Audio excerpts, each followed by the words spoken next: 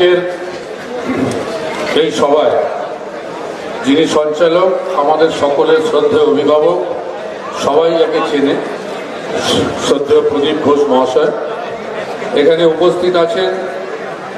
আমাদের সকলের শ্রদ্ধেয় আর এক অভিভাবক, বর্তমানে সর্বভারতীয় সহসভাপতি শ্রী মুকুল রায় মহাশয় এখানে উপস্থিত আছেন। আমাদের কেন্দ্রীয় মন্ত্রী শ্রী বাবুল সুপ্রিয় মহাশয়, আমার দীর্ঘদিনের সহকর্মী সতীর্থ বন্ধু, আমরা একসাথে রাজনীতিটা দীর্ঘদিন ধরে করেছি, ভাই শুভেন্দু অধিকারী মহাশয় এখানে উপস্থিত আছেন। আমাদের শ্রদ্ধেয় সভাপতি শিবাজীরা এখানে উপস্থিত আছেন। এখানে উপস্থিত আমার আর এক সহকর্মী বন্ধু, একটু আগেই বক্তব্য রাখলেন, শ্রী সব্যসাচী দত্ত মহাশয় উপস্থিত আছেন। দেবজিৎ সরকার মহাশয় উপস্থিত রয়েছেন। মীনা দেবী পুরোহিতজি, বিজয় ওঝাজি এখানে উপস্থিত। আমাদের আরো নেতৃবৃন্দ রয়েছেন, আজকে জয়েন করেছেন ভাই সজল ঘোষ, অশোক দিন্দা, প্রিয়ঙ্কা পান্ডে সহ যারা আজকে এখানে রয়েছেন আমার সামনে উপস্থিত। আমার সকল শ্রদ্ধেয় মানুষজনদের, শ্রদ্ধেয় মা, দিদি, ভাই, বন্ধু, সাথী যে যেখানে আছেন, আমি আপনাদের প্রথমেই জানাই আমার অন্তরের কৃতজ্ঞতা, নমস্কার, শুভেচ্ছা এবং গৈরিক অভিনন্দন। প্রথমেই বলি যে আজকে ভাবতে খুব অবাক লাগছে যে এই তৃণমূল কংগ্রেস যে আমরা বেরিয়ে এসছি, এখন বুঝতে পারছি যে সত্যি আমরা ভাগ্যবান। যদি এই তৃণমূল কংগ্রেস দেখতে হতো আমাদের, যে সত্যি বলছে আজকে আমার কাছে, বাংলার কাছে, বাঙালির কাছে লজ্জা, একটা রাজনৈতিক দল আন্দোলন করতেই পারে, একটা রাজনৈতিক দল সুশৃঙ্খল ভাবে মিছিল করতেই পারে, একটা রাজনৈতিক দল শান্তিপূর্ণভাবে মিছিল করতে পারে, আর সেখানে আক্রমণ করছেন কারা? না যারা বারবার উন্নততর বাংলার কথা বলছেন, যারা সোনার বাংলার কথা বলছিলেন, যারা চাইছেন যে আমরা পরিবর্তনের বাংলা নিয়ে এসেছি। আজকে কি তাদের রুচি আমি দেখে আমার লজ্জা লাগে। ঠিক জানাই, এই রুচিকে আমরা ঠিক জানাই, ধিক্কার জানাই যে একটা শান্তিপূর্ণ মিছিল আসছে একদম বর্ণাঢ্য শোভাযাত্রা নিয়ে এখানে সভা করার জন্য, আর কিছু চ্যাংড়াদের দিয়ে হাতে ঝেঁটা, কোথাও লাঠি, কোথাও ঢিল, কোথাও পাটকেল, এটাই আজকে তৃণমূলের সংস্কৃতি হয়েছে। এই সংস্কৃতি বাংলার মানুষ কোনোদিনও সহ্য করবেন না, পছন্দ করবেন। আর আজকে এত ভয় কেন আমি প্রশ্ন করতে চাই তৃণমূল কংগ্রেসের নেত্রীকে। যদি মনে করেন যে আপনার জনসমর্থন আছে, যদি মনে করেন যে আপনার পায়ের তলায় মাটি শক্ত, যদি মনে করেন আপনি অনেক উন্নয়ন করেছেন, মানুষ আপনার সঙ্গে আছে, তাহলে এই ধরনের ধিক্কারজনক ঘটনা বারবার ঘটাতে হচ্ছে কেন? আমি প্রশ্ন করে গেলাম আজকে তৃণমূল কংগ্রেসের নেত্রীকে যে কি অবস্থা আছে। যেখানে আমরা যাচ্ছি, বিশেষ করে আমি তো দেখছি, আমি আর শুভেন্দু অধিকারী যেখানেই যাই সেখানে নয় কালো পতাকা, নয় গো ব্যাক বলবে, নয় ঢিল ছুড়বে। তার মানে এটা প্রমাণ হয়ে গেছে আজকে তৃণমূল কংগ্রেস রাজনৈতিক ভাবে দেউলিয়া হয়ে গেছে। তৃণমূল কংগ্রেসের সঙ্গে মানুষ নেই, তৃণমূল কংগ্রেসের জনসমর্থন নেই, তৃণমূল কংগ্রেসের মাটি আজকে আলগা হয়ে গেছে। তাই আজকে দিদিমণির ঘুম ছুটে গেছে, আর ঘুমাতে পারছেন না। এখন তাই মুখ্যমন্ত্রীর মুখ দিয়ে বলতে হচ্ছে খেলা হবে। ভাবতে পারছেন একজন রাজ্যের মুখ্যমন্ত্রী, তার মুখ দিয়ে বেরোচ্ছে খেলা হবে। এটা কি মুখ্যমন্ত্রী সুলভ কথা? বলতে পারেন এটা মুখ্যমন্ত্রী সুলভ কথা? মুখ্যমন্ত্রী বলছেন খেলা হবে। যখন ওনার সাঙ্গপাঙ্গরা বলতো, আমি তো বারবার করে বলতাম যে কি ধরনের খেলা হবে, রাজনীতিটা কি খেলার ময়দান? আরে খেলার ময়দানের জন্যই তো অশোক দিনদারা খেলতো। ফুটবল আছে, ক্রিকেট আছে, অনেক কিছু আছে। রাজনীতিটা কোনোদিনও খেলার ময়দান নয়। আমরা শিক্ষা পেয়েছি রাজনীতি এমন একটা জিনিস যেটা মানুষের পাশে থেকে মানুষের জন্য সেবা করতে হবে, মানুষকে পরিষেবা দিতে হবে, মানুষের জন্য কাজ করতে হবে। এটাই হচ্ছে রাজনীতি, এটা কোনো খেলার ময়দান নয়। আর যারা আজকে খেলার ময়দান বানাতে চাইছেন, তারা কি চাইছেন? আজকে মুখ্যমন্ত্রী বলছে মানে আমি এইটুকু শিওর হয়ে গেছি যে আপনি আর 2021-এ ক্ষমতায় আসবেন না। আপনার মানুষ আপনার সঙ্গে নেই, আপনি বুঝে গেছেন যে আপনি পরাজিত হবেন। আপনার মুখ দিয়েও খেলা হবে স্লোগান বেরোচ্ছে। অর্থাৎ আপনি বুঝে গেছেন যে নিরপেক্ষ অবাধ নির্বাচন হলে মানুষ যদি গিয়ে ভোটাধিকার প্রয়োগ করতে পারে, তাহলে তৃণমূল কংগ্রেস দায়িত্ব নিয়ে এই মঞ্চ থেকে বলে গেলাম, যারা বলছেন যে তৃণমূল কংগ্রেস 200 পাবে 250 পাবে, ছেড়ে রেখে দিন। তৃণমূল কংগ্রেস 3 অক্ষরও ছুতে পারবে না, 100-র কাছেও পৌঁছাতে পারবে না তৃণমূল কংগ্রেস। কারণ আমরা রাজনীতিটা বুঝি, আমরাও আপনার দলে ছিলাম। কিভাবে রাজনীতি করতে হয়, কিভাবে মানুষের সাথে থাকতে হয়, কিভাবে সংগঠন করতে হয়, কিভাবে নির্বাচন করতে হয়, আমরাও একটা সময় সবাই মিলে সেটা করেছি। আর আজকে আপনি বলছেন খেলা হবে, মানে আপনি চাইছেন যে খেলা, এমন খেলা খেলবো। আপনি কি রক্তের হোলি খেলতে চাইছেন? আপনি কি মানুষের প্রাণ নিয়ে খেলতে চাইছেন? আপনি কি মানুষকে ভোট দিতে চাইছেন না? আপনি কি রক্তক্ষয়ী সংঘর্ষ চাইছেন? যেভাবে পঞ্চায়েত নির্বাচনে সব আসন আপনারা জয়যুক্ত হয়েছিলেন, যেভাবে বিগত লোকসভা নির্বাচনেও আপনার জল মেশানো ছিল, আপনি কি চাইছেন সেইভাবে খেলা দেখিয়ে আবার 2021-এ আপনি গদি আঁকড়ে ধরে রাখবেন? জেনে রেখে দিন, আমি প্রিয় নেত্রীকে বলে গেলাম, এখন আপনি নিজে বুঝে গেছেন, তাই বারবার বলছেন যে আমি নিজে গোলরক্ষক, অর্থাৎ তার দলে গোল করার আর লোক নেই, কেউ গোল করতে পারবে না বুঝে, তাই তিনি বলছেন আমি গোলরক্ষক, আমি গোলে দাঁড়িয়ে আছি, দেখি কে কত গোল করে। আরে আমরাও প্রস্তুত আছি, ওখানকার তো স্ট্রাইকার আমরাই ছিলাম, খালি জার্সি চেঞ্জ করেছি দিদিমণি, জার্সি চেঞ্জ করেছি, খেলা আবার দেখাবো। জার্সি চেঞ্জ করে আমরা স্ট্রাইকার এমন ভাবে এগোবো আর এমন ভাবে গোল দেবো। আমরা জানি দিদিমণি, আপনি যত বড়ই গোলকিপার হোক না কেন, গোল কিভাবে আপনাকে দিতে হয় আগামী দিনে 200 পার করে দেখিয়ে দেবো কিভাবে গোল দিতে হয়। আজকে বাংলার শিষ্টাচার নিয়ে আপনি কথা বলছেন, আজকে আপনি বাংলার মানুষকে বলছেন যে এই বাংলা আমরা দেখি না, যে বাইরে থেকে এসে এরা কি লোক নিয়ে আসছে, বহিরাগত একটা শব্দ তুলেছেন আপনি। কিসের বহিরাগত? বাঙালি বহিরাগত দয়া করে তুলবেন না। আমি প্রথম দিন থেকে বলছি, আগে বলুন আমরা ভারতবাসী, আমরা ভারতবর্ষের নাগরিক, এটাই আমাদের পরিচয়। আমরা এক বৃত্তে দুইটি কুসুম, এখানে হিন্দু মুসলমান থেকে শুরু করে সবাই আমরা মনে করি আমরা ভারতবাসী।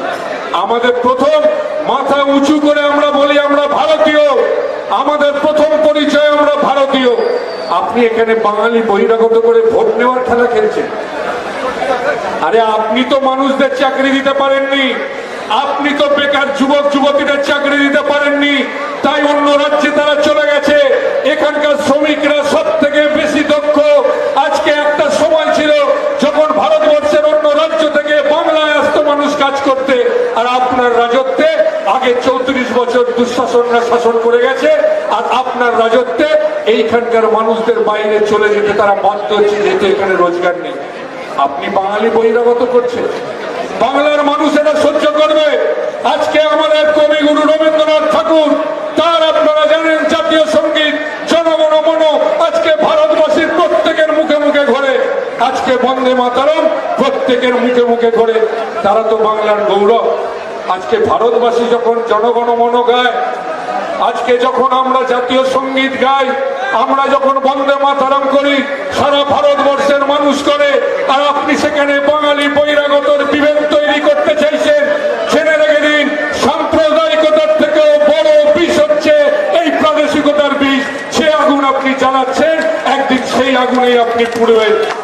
আর আপনি কোন মুখে বলছেন বাঙালি বহিরাগত? দিদিমণি, আপনার পরিবারে তো বহিরাগত ভর্তি, আপনার পরিবারে তো বিদেশি ভর্তি, সুতরাং আপনি বলছেন বাঙালি বহিরাগত। আগে আয়নায় নিজে দেখুন, তারপরে অন্যকে প্রশ্ন করবেন, অন্যদের জন্য কথা বলবেন। আজকে এক অদ্ভুত পরিস্থিতির মধ্যে দিয়ে বাংলা যাচ্ছে। শিষ্টাচারের কথা বলছেন, আবার বলবো, আজকেও আপনি হুগলির মাটি থেকে আক্রমণ করেছেন। দেশের এত বড় দেশের একজন সম্মানীয় প্রধানমন্ত্রী এবং স্বরাষ্ট্রমন্ত্রী, কাউকে আপনি দানব বলছেন, কাউকে আপনি দৈত্য বলছেন, কাউকে হোদল কুতকুত বলছেন, আর একটা কাউকে কিছু বলেছেন বলে আমি পুরোটা শুনতে পাই না। এটা ভাষা? কিম্ভূত কিমাকার, এইটা ভাষা? আপনারা বলুন তো, বাংলায় এত মুখ্যমন্ত্রী দেখেছেন, এই ধরনের তুই তাকারি করে কথা, এই ধরনের হোদল কুতকুত বলা, কিম্ভূত কিমাকার বলা, কারোর শরীর নিয়ে, কারোর চেহারা নিয়ে কটাক্ষ করা, কাউকে দানব বলা, দৈত্য বলার অধিকার একজন মুখ্যমন্ত্রীর মুখে, একজন মুখ্যমন্ত্রীর মুখে এই ধরনের শব্দ মানায় বলে আমি মনে করি না। আজকে বাংলার মানুষকে বুঝতে হবে। ঠিকই বলেছে, বোধহয় আজকে মাথাটা বোধহয় গেছে, মাথাটা বোধহয় গেছে না তো। এই ধরনের আক্রমণ আজকে বাংলার সংস্কৃতি, শিক্ষা, কৃষ্টি এগুলোকে সমর্থন করে না। এবং জেনে রেখে দিন, আগামী দিনে আমরা চাইছি বাংলার যে রাজনৈতিক শিষ্টাচার, বাংলার যে সংস্কৃতি, বাংলার যে শিক্ষা, বাংলার যে রুচি, সেটাকে যদি ফিরিয়ে আনতে হয় তাহলে ভারতীয় জনতা পার্টিকে নির্বাচিত করতে হবে। আমরা সেটা ফিরিয়ে দেবো, আমরা সেই সংস্কৃতি ফিরিয়ে দেবো। আমরা বাংলার মানুষকে, বাঙালিরা যারা রয়েছে এই বাংলায় যারা বাস করছেন, তারা স্বাধীনভাবে কথা বলতে পারবেন, মাথা তুলে দাঁড়াতে পারবেন। আমরা সেই শিষ্টাচার, সেই সৌজন্যতাটা ফিরিয়ে দেবো। আজকে একটা অসৌজন্যের বাতাবরণ চলছে, যা তা যা মুখে আসছে বলে দিচ্ছেন, আর ভুরি ভুরি মিথ্যে কথা, মিথ্যে কথা। কি বলেছেন আজকে আমি শুনলাম, উনি বলেছেন 1.5-2 কোটি নাকি চাকরি উনি দিয়ে দিয়েছেন। আমি চ্যালেঞ্জ করলাম তৃণমূল কংগ্রেসের মামাটি সরকারকে, এই 2 কোটি 1.5 কোটি যদি চাকরির লিস্ট আপনি দিয়ে দিতে পারেন, কারা কারা চাকরি পেয়েছে, তাহলে আমি দরকার হলে যদি 2 কোটি চাকরির আপনি যদি দেখিয়ে দিতে পারেন যে আপনি 2 কোটি চাকরি দিয়েছেন, তাহলে নিশ্চিতভাবে আমরা মেনে নেব। আর যদি 2 কোটি লোকের নাম আপনি না দিতে পারেন, তাহলে আপনার উচিত যে মানুষকে বলা যে আপনি মিথ্যে কথা বলেছেন, এটা আপনাকে বলতে হবে। আজকে 1.5-2 কোটি চাকরি দিয়ে দিয়েছেন, এখানে ভাই এত মানুষ আছেন, অনেক বেকার যুবক যুবতী রয়েছে। কি করেছে আজকে সরকারটা 10 বছরে বলুন তো? 5.5 লক্ষ শূন্য পদ স্থায়ী রেখে দিয়েছেন, আরো স্থায়ী পদ তৈরি করা যেত, করতে পারেননি। আর কয়েক হাজার চুক্তিভিত্তিক কর্মী নিয়োগ করেছেন, সেখানেও ঘোটালা। দেখেছেন তো কদিন আগে ওনার দপ্তর, স্বাস্থ্য দপ্তর, সেই স্বাস্থ্য দপ্তরে একজন এই সরকারের রাষ্ট্রমন্ত্রী, তার ছেলে সাধারণ MBBS, সেও বনগুড়ি ইনস্টিটিউট অফ নিউরোলজিতে আরএমও চাকরি পেয়ে গেছে, MD-MS পাইনি। তার পুত্রবধূ 13টা বিভাগে চাকরি পেয়েছে। আমি সেই কপি এর আগের দিন দেখিয়েছিলাম আপনাদের। শুধু তৃণমূল কংগ্রেসের যারা ওখানে ডাক্তাররা রয়েছেন MBBS, তাদের শুধু চাকরি হয়েছে, সাধারণ মানুষ পায়নি। তো এই কোন রাজ্য সরকার চলছে আমাকে বলুন, কোন রাজ্য সরকার? এই সরকার আপনারা চান? এই সরকার যদি আগামী দিনে থাকে, বাংলার যুবক যুবতীরা আরো হতাশায় ভুগবেন। এই সরকার যদি আগামী দিনে থাকেন, জেনে রেখে দেবেন, বাংলার মানুষ তার সেই সার্বিক উন্নয়ন দেখতে পাবেন।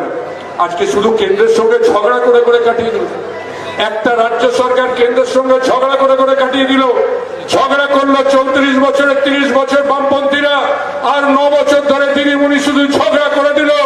আগামী দিনে যদি রাজ্যের সার্বিক উন্নয়ন করতে হয়, তাহলে জেনে রেখে দেবেন, কেন্দ্র রাজ্য যৌথভাবে কাজ করতে হবে। যার কারণ আমরা বলছি ডবল ইঞ্জিন সরকার চাই, যে সরকার, দুটো সরকার একসাথে মানুষের জন্য কাজ করবে। শিল্প হবে, কারখানা হবে, বেকার যুবক যুবতীরা চাকরি পাবেন। আমরা তাই এই রাজনৈতিক কচকচানি চাই না, আমরা এই রাজনৈতিক সমালোচনা চাই না। আমরা চাই বাংলার মানুষের জন্য কিছু বলতে। তাই আমি আপনাদের বলি, ভারতীয় জনতা পার্টিকে নির্বাচিত করুন। আমরা এখানে শিল্পের জোয়ার নিয়ে আসবো। অন্য রাজ্য বিশেষ অর্থনৈতিক প্যাকেজ পায়, স্পেশাল প্যাকেজ, বাংলা বঞ্চিত থাকে। দেখুন অন্য রাজ্য পাচ্ছে, আমি পাচ্ছি না কেন?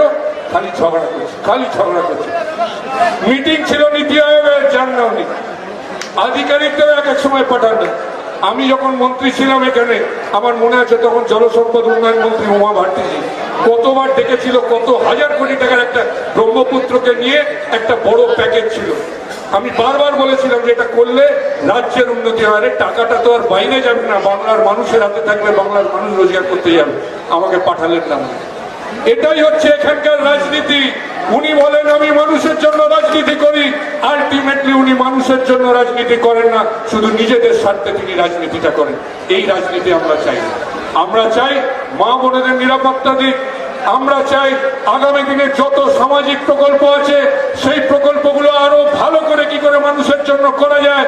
আমরা দায়িত্ব নিয়ে বলছি, আমাদের চোখে মুখে স্বপ্ন আছে, ভারতীয় জনতা পার্টির নেতৃত্বের চোখে স্বপ্ন আছে। সেই স্বপ্ন আমরা আগামী দিনে আপনাদের মাধ্যমে আপনারা নির্বাচিত করবেন সরকারকে, আর আমরা সেগুলোকে বাস্তবায়িত করব, এটাই আমাদের ইচ্ছা। তাই রাজনীতি অনেক হয়েছে, মারামারি দলাদলি অনেক হয়েছে। আমরা চাই আগামী দিনে ভারতীয় জনতা পার্টির সরকার তৈরি হবে আর বাংলার মানুষের জন্য আমরা উন্নয়ন করব। এটাই আমাদের 1 থেকে 100 এজেন্ডা, যে বাংলার মানুষের জন্য কাজ চাই, বাংলার মা বোনেদের নিরাপত্তা চাই, বাংলার প্রশাসনকে নিরপেক্ষ করতে হবে, বেকার যুবক যুবতীদের হাতে কর্মসংস্থান দিতে হবে, আর সামাজিক প্রকল্পগুলো আরো বেশি করে মানুষের জন্য করব। তাই আমি শুধু আপনাদের অনুরোধ করি, অনেক বক্তা আছেন, হয়তো একটু বেশি বলে ফেললাম, আগামী দিনে সময় সুযোগ পেলে আরো বেশি করে আপনাদের কাছে আসবো। এবং আমরা বলেছি যে আজকে এখানে এসছি আমরা পরিশ্রম করতে, ভারতীয় জনতা পার্টিতে এসছি পরিশ্রম করতে। আমরা বাংলার কোনায় কোনায় যাব, মানুষের কাছে পৌঁছাবো। যতক্ষণ না এই রাজ্যে পরিবর্তন হচ্ছে, এই রাজ্যে আসল বাংলার মানুষের উন্নয়ন হচ্ছে, ততদিন আমরা শোবো না, ঘুমাবো না, আমাদের মধ্যে ক্লান্তি নেই। আমরা দৌড়াবো, মানুষের কাছে গিয়ে আমাদের বক্তব্য তুলে ধরবো। আমি তাই অনুরোধ করব, 34 বছর একটা সরকার ছিল, রাজ্যটাকে পিছিয়ে দিয়েছে। 10টা বছর আপনারা দেখেছেন শুধুমাত্র কি হয়েছে, ভাতা পলিটিক্স। শুধু খালি ভাতা দিয়ে গেছেন, ভাতা দিয়ে গেছেন, আর এখন 5 টাকার ডিম ভাত চালু করেছে। আরে 5 টাকার ডিম ভাত দিয়ে কারোর পেট ভরবে না। মানুষ চাই, হাতে কাজ চাই, নিজেদের পকেটের টাকা চাই, যেটা দিয়ে আমরা নিজেরাই কেনাকাটা করতে পারবো, জীবনযাত্রার মান বাড়বে, মাথা উঁচু করে দাঁড়াতে পারবো। তাই 5 টাকার ডিম ভাতে যেতে হবে না। আগামী দিনে ভারতীয় জনতা পার্টি কথা দিয়ে গেলাম, সরকার হবে, জেনে রেখে দিন, প্রত্যেকের পরিবারে এমন কিছু একটা ব্যবস্থা রাখবো যাতে মানুষ মাথা তুলে দাঁড়াতে পারে, নিজেদের হাতে ক্রয় ক্ষমতা থাকে, নিজেদের জীবনযাত্রার মান নিজেরাই তৈরি করে নেবে। শুধু ধার দেনা করে করে রাজ্যটাকে শেষ করে দিল। তাই আমি শুধু বলি, 10 বছর দেখেছেন, অনেক হয়েছে। একবার ভারতীয় জনতা পার্টিকে সুযোগ দিন, একবার ভারতীয় জনতা পার্টিকে 5 বছরের জন্য সুযোগ দিন। আমি কথা দিচ্ছি আপনাদের নেতৃত্বকে সামনে রেখে 5 বছর ভারতীয় জনতা পার্টিকে সুযোগ দিয়ে দেখুন আমরা আপনাদের জন্য কাজ করতে পারি কিনা। আর মা মাটি মানুষ না, আমরা চাই মানুষের সরকার প্রতিষ্ঠিত হবে, যেখানে মানুষ মাথা তুলে দাঁড়িয়ে মানুষ স্বাধীনভাবে কথা বলে তাদের মতো করে চলবে। 5টা বছর ভারতীয় জনতা পার্টিকে সুযোগ দিন। যদি দেখেন যে আমরা পারলাম না, আবার পরিবর্তন করে দেবেন। কিন্তু এই সরকারটাকে আগে পাল্টে, আগে ভারতীয় জনতা পার্টির সরকারকে একবার পরখ করে নিন আমরা মানুষের জন্য কাজ করতে পারি কিনা। তাই আমি একটাই স্লোগান বলি, লক্ষ্য একটাই, চলুন পাল্টাই। লক্ষ্য একটাই, চলুন পাল্টাই।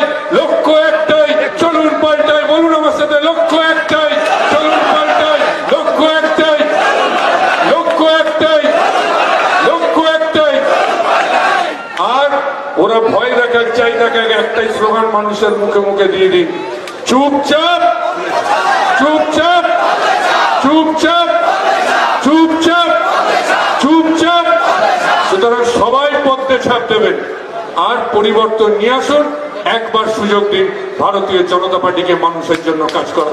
সবাই ভালো থাকুন। বন্দে মাতরম। বেনারসির 3 অধ্যায়, রাজঘরানা, রামনগর ও মঙ্গল বেনারসি, সাহা টেক্সটাইল। আর কারণ হচ্ছে আপনারা প্রায়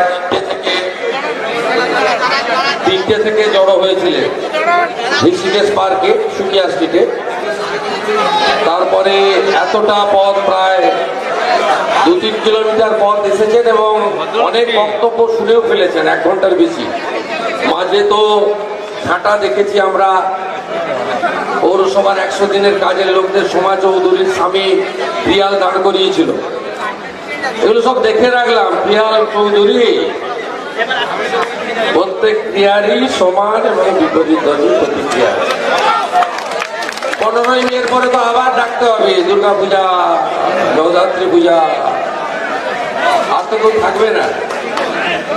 আচ্ছা, আমি বেশি কথা বলবো না। আমি সহসভাপতি সর্বভারতীয় মুকুলদাকে শ্রদ্ধা প্রণাম জানাই। বাবুল সুপ্রিয়জি, আমরা 4 দিন একসঙ্গে করছি, 4 দিন একসঙ্গে। প্রথম দিন আসানসোল, দ্বিতীয় দিন ডানলপের শাহগঞ্জের মাঠ, প্রধানমন্ত্রীর মিটিং, তৃতীয় দিন কুলতলি, তাও তো আবার চা খেতে ঢুকেছি। তৃণমূলের কে মুখপাত্র ঢুকেছে, সে আবার টিভিতে চালিয়ে দিয়েছে। আমাদের দুজনকে বারুইপুরে যেতে হবে সারদাতে 3.5 বছর জেলে খাটা লোকের সঙ্গে মিটিং করতে। ভাবলেন কি? আমরা এত এত এত আমাদের কোয়ালিটি নিচে নেমে গেছে, এখন অতটা খারাপ হয়নি, আস্তে আস্তে করতে পারি। সব্যসাচী দত্ত আছেন, অশোক দিন্দা আছেন, প্রীতম আছে, অর্চনাদি, স্বাস্থ্য সেলের আছে। আমরা বলবো বলছিলাম কিন্তু উপায় নেই, বলতেই হবে। তা আমাদের যারা আছে সবাইকে আমি প্রদীপ দাকে শ্রদ্ধা জানাই, সিনিয়র লিডার, আমার বাবার সঙ্গে রাজনীতি করেছেন। আমি প্রদীপ বাবু বলছি, কিন্তু মঞ্চের তো সবাইকে দাদা বলা যায়। 16 বছর পেরিয়ে গেলে পিতা পুত্ররা বন্ধু হয়ে যায়। আমাদের বিজেপির সিনিয়র লিডার মীনা দেবী পুরোহিত, সুনিতা জাওয়ার, আর সে তো জানি, কিন্তু এ দুজনকে আমরা হারাতে পারিনি। তো কংগ্রেসও পারেনি, তৃণমূলও পারেনি। মীনা দেবী পুরোহিত আর সুনিতা জাওয়ার, আর বিজয় ওঝা ইনক্লুড হয়ে গেছে। অনুপম ঘোষ আছেন, শিবাজী সিংহ রায় আছেন, সজল জয়েন করেছে। আমার একেবারে সেই ছাত্র রাজনীতি একসঙ্গে করা, সে কবে থেকে অশোক দেব, জয়ন্ত ভট্টাচার্য, তাপস রায়, আমরা একসঙ্গে অনেক দিন ধরে কাজ করেছি। তা সবাইকে আমি অভিনন্দন জানাই। তা আমি বক্তব্য রাখবো না, যা যা বলছি মিলছে তো। তোলাবাজ ভাইপো,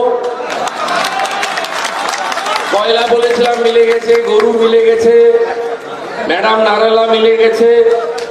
সব জায়গায় পাইপলাইন বন্ধ করে দিচ্ছে সেন্ট্রাল এজেন্সি, পাইপলাইনে আর মাল যাচ্ছে না। 2টা জায়গা থেকে মাল তুলছে এখন, একটা এক্সাইজ ডিপার্টমেন্ট থেকে। আজকে মুখ্যমন্ত্রী বলেছে না, 5 টাকা 10 টাকা কে তোলা বলছে, পার মদের বোতল 2.5 টাকা করে নিচ্ছে তোলাবাজ ভাই। পেটিতে 30 টাকা। ওই বাঁকুড়া থেকে একজন ডিএম ছিল, উমাশঙ্কর, আমি নাম করে বলছি, চ্যালেঞ্জ করে, ওকে নিয়ে এসেছিল, কদিনকে সরিয়েছে। আর একটা জিনিস শুনে রাখুন, পশ্চিমবঙ্গে গত 1 বছর রাজ্য লটারি বন্ধ আছে। রাজ্য লটারি বন্ধ করে তামিলনাড়ু থেকে মার্লিন লটারিকে এখানে এনেছে। প্রথমে সেটিং হচ্ছিল না, কলকাতা পুলিশকে দিয়ে, ওদের একজন উত্তম বলে তাকে প্রথম ভবানীপুর পিএস অ্যারেস্ট করে, তারপর ডিডি ডিপার্টমেন্টে দিয়ে দেয়। তারপরে সেটিং কমপ্লিট হয়ে যায় বিনয় মিশ্র এবং তোলাবাজ ভাইপো। সেই সেটিং কমপ্লিট হওয়ার পরে ওখানে এখন প্রচুর মাল উঠছে লটারি থেকে। এদের হাত থেকে যদি বাংলা বাঁচাতে চান, পদ্ম ফুলে ভোট দিতে হবে। প্রধানমন্ত্রী বলেছেন, কাট কাট কাট সিন্ডিকেট তোলাবাজ। প্রধানমন্ত্রী বলে গেছে, এটা হচ্ছে পশ্চিম বাঙ্গাল কি আসলি বিমারি। প্রাইম মিনিস্টারের কথা দেশে। এই থেকে বাঁচতে হবে, তুলে ফেলতে হবে। আর শিবাজী সিংহ রায়ের রক্ত পড়েছে আমার প্রথম মিটিং এর দিন। প্রত্যেক সপ্তাহে আসবো, সুকিয়া স্ট্রিটে থাকি তো আমি, প্রত্যেক সপ্তাহে আসবো। একেবারে 7-0 করতে হবে এখানে, 7-0। বেলগাছিয়া, কাশীপুর, বেলেঘাটা, মানিকতলা, জোড়াসাঁকো, শ্যামপুকুর, সব চৌরঙ্গি পর্যন্ত একদম পরিষ্কার করতে হবে। আর দেবু আমাকে বলে দিয়েছে যে না, উত্তর বলেছি, দক্ষিণ তো জানি আমি, বালিগঞ্জ, রাসবিহারী, ভবানীপুর। আমি জানি ভবানীপুরে তো আমরা জিতবো, ওই জন্য তো দন্ডিগ্রামে যাচ্ছে, ওখানে আমি হারাবো, 1.5 লাখ ভোটে হারাবো, 1.5 লাখ ভোটে হারাবো। চিন্তা করার কারণ নেই, ভালো করে লড়ুন। ভারত মাতা কি, ভারত মাতা কি জয়।